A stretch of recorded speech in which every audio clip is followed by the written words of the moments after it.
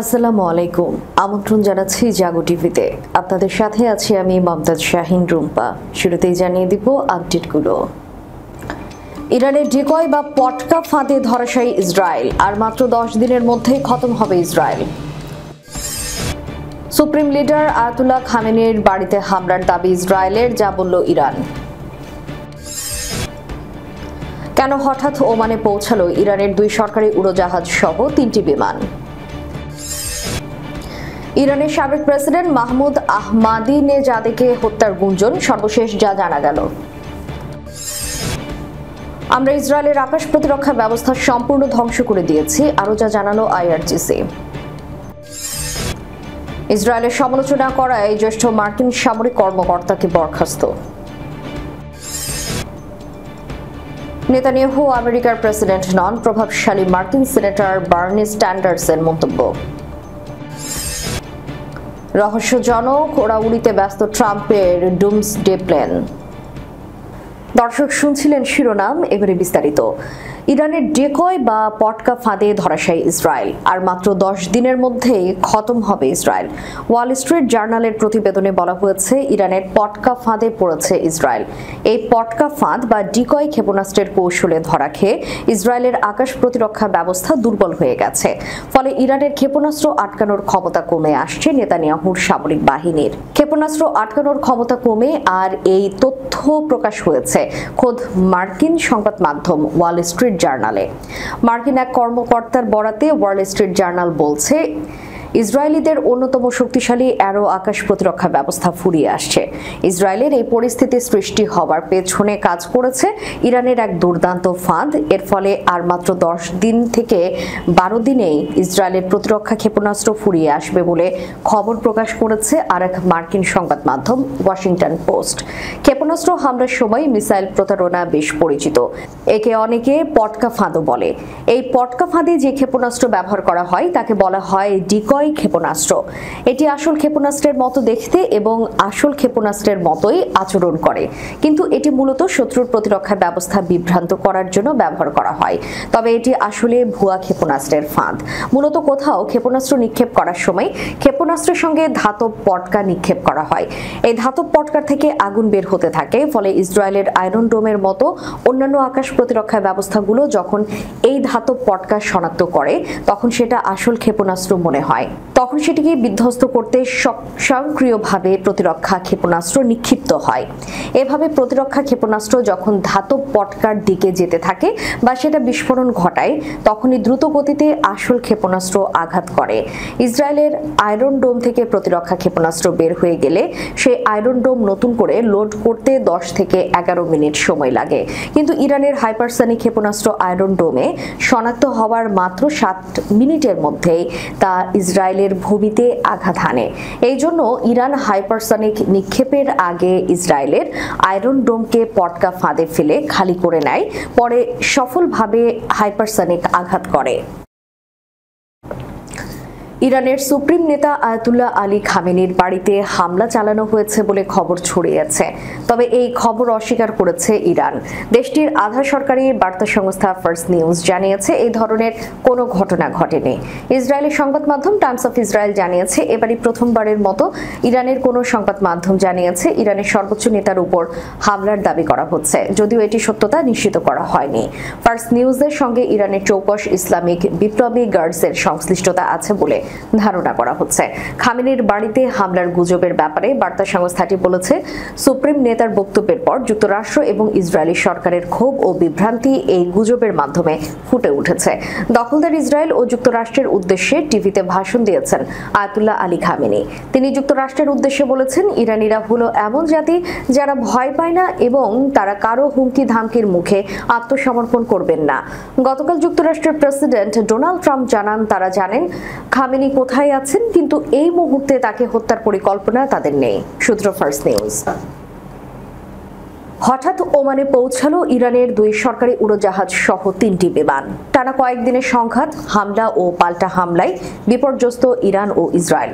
গত বৃহস্পতিবার দিবাগত রাতে ইসরায়েলের হামলা শুরুর পর থেকে এ পর্যন্ত প্রায় 600 মানুষ নিহত হয়েছে ইরানে। এমন অবস্থায় ওমানে পৌঁছেছে ইরানি 2টি সরকারি ও 1টি বেসরকারি উড়োজাহাজ। উড্ডয়ন নজরদারি সাইটের বরাত দিয়ে এই তথ্য সামনে এসেছে। যদিও ইরানি কর্তৃপক্ষ এখনো ওমানে কোনো আনুষ্ঠানিক সফর বা উচ্চ পর্যায়ের বৈঠকের বিষয়ে কোনো তথ্য প্রকাশ করেনি। বুধবার 18 জুন এই তথ্য জানিয়েছে সংবাদ মাধ্যম আল জাজিরা। সংবাদ মাধ্যমটি বলছে, আল জাজিরা কর্তৃক যাচাই করা ফ্লাইট ট্র্যাকিং ডেটা অনুযায়ী ইরানের সরকারের রেজিস্টারভুক্ত 2টি উড়োজাহাজ ওমানের রাজধানী মাস্কাটে অবতরণ করেছে। এছাড়া ইরানের বেসরকারি বিমান সংস্থা মেরাজ এয়ারলাইন্সের আরেকটি বিমানও মাস্কাটে নেমেছে বলে জানা গেছে। তবে ইরানি কর্তৃপক্ষ এখনো ওমানে কোনো আনুষ্ঠানিক সফর বা উচ্চ পর্যায়ের বৈঠকের বিষয়ে কোনো তথ্য প্রকাশ করেনি। উল্লেখ্য, ওমান দীর্ঘদিন ধরেই যুক্তরাষ্ট্র ও ইরানের মধ্যস্থতাকারী হিসেবে কাজ করে আসছে, বিশেষ করে পরমাণু শক্তি সংক্রান্ত আলোচনায়। ফলে বর্তমানে ইসরায়েল ইরান উত্তেজনার প্রেক্ষাপটে এই সফরকে গোপন কূটনৈতিক উদ্যোগ হিসেবেও দেখা হচ্ছে। তবে এই বিষয়ে কোনো পক্ষই এখন পর্যন্ত আনুষ্ঠানিক বক্তব্য দেয়নি। ইরানের সাবেক প্রেসিডেন্ট মোহাম্মদ আহমাদিনেজাদকে হত্যার গুঞ্জন উঠেছে। বলা হচ্ছে তাকে গুলি করে হত্যা করেছে ইসরায়েলি গোয়েন্দা সংস্থার মোসাদের এজেন্টরা। এও বলা হচ্ছে তাকে সপরিবারে হত্যা করা হয়েছে। গত 13 জুন ইরানের বিনা উস্কানিতে হামলা চালায় ইসরায়েল। পরদিন পাল্টা হামলা চালায় ইরান। এরপর থেকে 2 দেশের মধ্যে হামলা পাল্টা হামলা চলছে। এতে উভয় দেশে ব্যাপক ক্ষয়ক্ষতি হয়েছে, বহু হতাহতের ঘটনাও ঘটেছে। তাদের ইরানের শীর্ষ পর্যায়ের বেশ কয়েকজন কর্মকর্তা মারা গেছেন। এর মধ্যে সপরিবারে ইরানের সাবেক প্রেসিডেন্ট আহমাদিনেজাদকে হত্যার গুঞ্জন উঠল। ফেসবুক সহ সামাজিক যোগাযোগ মাধ্যমগুলোতে খবর ছড়িয়ে পড়েছে। তবে এ বিষয়ে ইরান বা ইসরায়েল কোনো পক্ষ থেকেই বিবৃতি আসেনি। আন্তর্জাতিক গণমাধ্যমগুলো এই নিয়ে কোনো সংবাদ প্রকাশ করতেও দেখা যায়নি। ইরানের ইতিহাসে একজন বিরল প্রেসিডেন্ট ছিলেন আহমাদিনেজাদ। তার জন্ম হয়েছিল এক অত্যন্ত গরিব পরিবারে। তার বাবা ছিলেন একজন কামার। 1956 সালে তেহরানের পাশে গার্মসার নামে একটি শহরে জন্ম তার। গরিবের ছেলে হলেও তিনি transportation engineering and planning A PhD degree অর্জন করেছিলেন। তবে তার চলাফেরা ছিল অতি সাধারণ। ইরানের প্রেসিডেন্ট হয়েছিলেন 2005 সালে, কিন্তু তার জীবনযাপন ছিল আগের মতোই। অভিজাত্য তাকে কখনো স্পর্শ করতে পারেনি। চলমান যুদ্ধে প্রতিপক্ষ ইসরায়েলের আকাশ প্রতিরক্ষা ব্যবস্থা সম্পূর্ণরূপে ধ্বংস করার দাবি করেছে ইরানের রেভলিউশনারি গার্ড কর্পস আইআরজিসি। বুধবার 18 জুন রাতে আইআরজিসির এক বিবৃতির বরাত দিয়ে এক প্রতিবেদনে জানিয়েছে জর্ডানের সংবাদ মাধ্যম রয়্যাল নিউজ। আইআরজিসির বিবৃতি অনুযায়ী মিসাইল ও ড্রোন মিলিয়ে স্মার্ট ও নির্ভুল হামলা চালানো হয়েছে ইসরায়েলের সামরিক কেন্দ্র, বিমান ঘাঁটি ও ডিফেন্স অবকাঠামোতে। আইআরজিসি জানায় তারা দীর্ঘ পরিসরের শেতজিল মিসাইল ব্যবহার করে ইসরায়েলের 12টি মিসাইল ধ্বংস করেছে। এছাড়া এই অভিযানে ইসরায়েলের এয়ার ডিফেন্স সিস্টেম সম্পূর্ণভাবে ধ্বংস করেছে। হামলার পর আইআরজিসি ঘোষণা করেছে ইসরায়েলের আকাশ শূন্য করে দেওয়া হয়েছে তাদের মিসাইল ও ড্রোনের পথ খোলা রাখতে। ইসরায়েলের প্রতি আমাদের মিসাইল আক্রমণ লক্ষ্যভিত্তিক ও অব্যাহত থাকবে এবং জায়নিস্টদের নরকের দরজা খুলে দেওয়া হয়েছে। এর আগে ইরানি সংবাদ সংস্থাগুলোর মাধ্যমে প্রকাশিত এক বিবৃতিতে আইআরজিসি জানায় ইরানের ফাতা মিসাইলগুলো ইসরায়েলের মিসাইল প্রতিরক্ষা ব্যবস্থা ভেদ করেছে। বিবৃতিতে বলা হয়েছে এই মিসাইল হামলা প্রমাণ করে আমরা অধিকৃত অঞ্চলগুলোর আকাশের উপর সম্পূর্ণ নিয়ন্ত্রণ অর্জন করেছে। ইসরায়েলি গণমাধ্যমের খবর অনুযায়ী সর্বশেষ হামলায় তেল আবিবের উপর বিস্ফোরণ ঘটে এবং একটি পার্কিং লটে আগুন ধরে যায়। তবে ইসরায়েল কৌশলগত স্থানে আঘাতের তথ্য গোপন করায় অন্য কোনো আঘাত হয়েছে কিনা তা স্পষ্ট নয়। ইসরায়েল ও যুক্তরাষ্ট্রের মধ্যপ্রাচ্য বিষয়ক নীতির সমালোচনা করে সামাজিক যোগাযোগ মাধ্যমে পোস্ট দেওয়ায় মার্কিন পররাষ্ট্র সদর দপ্তর পেন্টাগন একজন ঊর্ধ্বতন সামরিক কর্মকর্তাকে বরখাস্ত করা হয়েছে। একই সঙ্গে এই বিষয়ে অভ্যন্তরীণ তদন্ত শুরু করেছে পেন্টাগন। অপসারিত এই সেনা কর্মকর্তার নাম কর্নেল নাথান ম্যাকারম্যাক। তিনি যুক্তরাষ্ট্রের সামরিক বাহিনীর জয়েন্ট চিফস অফ স্টাফের J5 স্ট্র্যাটেজিক প্ল্যানিং ডিরেক্টরের লেভান্ট ও মিশর শাখার প্রধান প্রধান হিসেবে দায়িত্ব পালন করে আসছিলেন। পেন্টাগনের একজন কর্মকর্তা জেএনএসকে বলেন, বিষয়টি তদন্তাধীন থাকা অবস্থায় তিনি আর জয়েন্ট স্টাফ থাকবেন না। ওই কর্মকর্তা আরও বলেন, প্রতিরক্ষা দপ্তর এসব পোস্টের বিষয়বস্তু ও এর প্রভাবের বিষয়টি খতিয়ে দেখতে একজন তদন্ত কর্মকর্তা নিয়োগ করেছে। ম্যাকের এক্স পোস্ট নিয়ে ডি উইশ নিউজ সিন্ডিকেটের এক প্রতিবেদনের পর এই সিদ্ধান্ত নেয় পেন্টাগন। প্রতিবেদনে বরখাস্ত হওয়া এই কর্মকর্তার একটি আধা গোপন অ্যাকাউন্ট থেকে করা পোস্টের কথাও উল্লেখ করা হয়। পোস্টগুলোতে ম্যাক ইসরায়েলকে সবচেয়ে খারাপ মিত্র বলে বর্ণনা করেন ও প্রধানমন্ত্রী বেনিয়ামিন নেতানিয়াহু ও তার মিত্রদেরকে জুডিও সুপ্রিমেসিস্ট বা ইহুদি শ্রেষ্ঠত্ববাদী ঘনিষ্ঠ সহযোগী গোষ্ঠী হিসেবে আখ্যা দেন। পোস্টারগুলোর একটিতে আরো বলা হয়, ইসরায়েল মূলত ফিলিস্তিনিদের উৎখাত করতে চায়। এমনকি 2024 সালের জুনের পর থেকে তিনি ইসরায়েলকে খুনোখুনি প্রিয় দেশ বলেও মন্তব্য করতেন। মিডল ইস্ট আইয়ের প্রতিবেদনে বলা হয়, ম্যাকের পোস্টগুলোতে ইসরায়েলের খারাপ আচরণ মদত দেওয়ার জন্য ওয়াশিংটনকে অভিযুক্ত করা হয়েছে।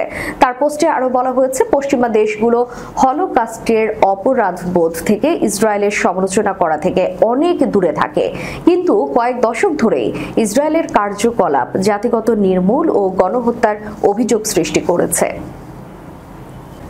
আমেরিকার ভারমন্ট অঙ্গরাজ্যের সিনেটর বার্নি স্যান্ডার্স বলেছেন, নেতানিয়াহু আমেরিকার প্রেসিডেন্ট নন। মার্কিন পররাষ্ট্র ও সামরিক নীতি তাঁর ঠিক করে দেওয়া উচিত নয়।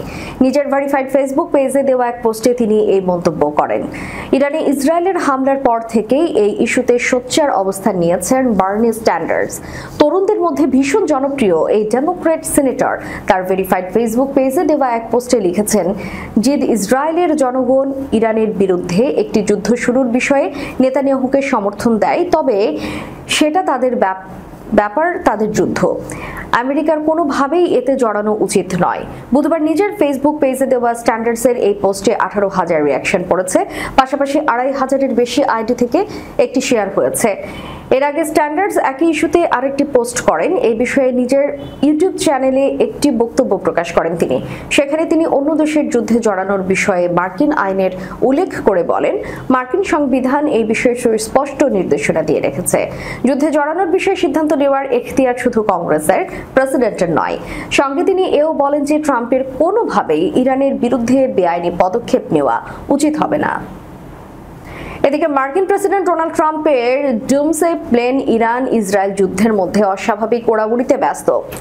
মঙ্গলবার ট্রাম্পের জরুরি কমান্ডে নিয়োজিত এই বিমানটি রহস্যজনকভাবে লুইজিয়ানা থেকে মেরিল্যান্ডের একটি সামরিক ঘাঁটিতে অবতরণ করে, যা বেশ রহস্যের জন্ম দিয়েছে। বোয়িং 4 নাইট ওয়াচ বিমানটি ডুমসডে প্লেন নামেও বেশ পরিচিত। সংকটকালীন মুহূর্তে গুরুত্বপূর্ণ কর্মকর্তাদের জন্য উড়ান কমান্ড হিসেবে কাজ করে এই বিমান। এটিকে পারমাণবিক হামলা বা যে কোনো সামরিক পদক্ষেপের হুমকি বিবেচনা করে বিশেষভাবে ডিজাইন করা হয়েছে। বিমানটি স্ট্রেভপোর্ট থেকে মঙ্গলবার বিকেল 5:56 যাত্রা শুরু করে, পরে সেটি উপকূলের দিকে উড়ে যায়। ভার্জিনিয়া এবং উত্তর ক্যারোলিনার সীমান্ত পাড়ি দিয়ে রাত 10:01 অ্যান্ড্রুজ ঘাঁটিতে অবতরণ করে।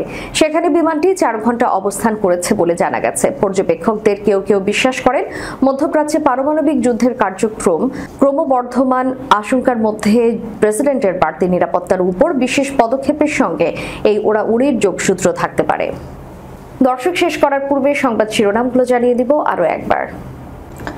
ইরানের ডিকয় বা পটকা ফাঁদে ধরাশায়ী ইসরায়েল, আর মাত্র 10 দিনের মধ্যেই খতম হবে ইসরায়েল। সুপ্রিম লিডার আয়াতুল্লাহ খামেনির বাড়িতে হামলার দাবি ইসরায়েলের, যা বলল ইরান। কেন হঠাৎ ওমানে পৌঁছালো ইরানের 2 সরকারি উড়োজাহাজ সহ 3টি বিমান। ইরানের সাবেক প্রেসিডেন্ট মাহমুদ আহমাদিনেজাদেকে হত্যার গুঞ্জন, সর্বশেষ যা জানা গেল।